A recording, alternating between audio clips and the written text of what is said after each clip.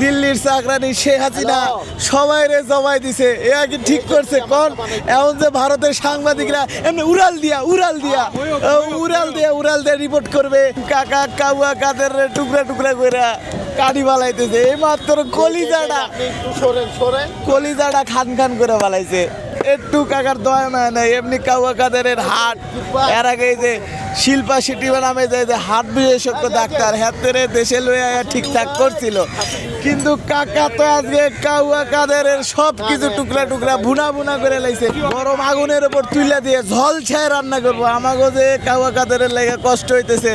আপনারা আজকে জানেন আজকে দিল্লি বন্ধু শেখ মুজিব দিল্লির চাকরানি শেখ হাসিনা সবাই রে জমাই দিছে। এ আগে ঠিক করছে কোন এখন যে ভারতের সাংবাদিকরা এমনি উড়াল দিয়া রিপোর্ট করবে। এই রিপোর্ট কি বাঙালি খাইতে পারবে বলেন? বাঙালি ঠিক করে নাই। তারপরে উগান্ডাতে যদি অবরোধ হয় হাতে বলে বিশ্বনেত্রী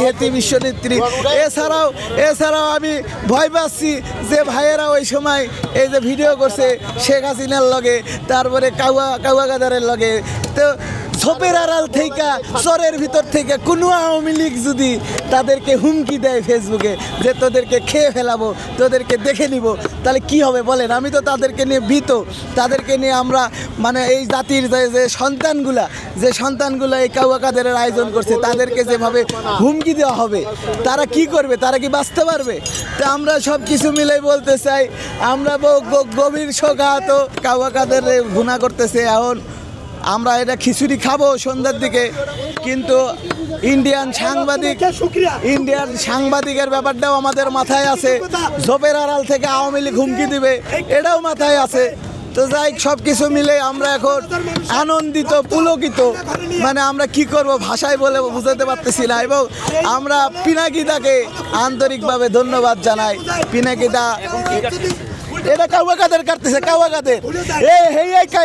কাউয়া কাদের তো আন্দোলনের সময় ছাত্রদেরকে হামলা করার জন্য ছাত্রলীগকে প্রস্তুত থাকতে বলেছিল। এই কাউয়া কাদের আপনি কুটু কুটু করে কাটতেছে। আল্লাহ এখন কোনো দয়া মায় নাই।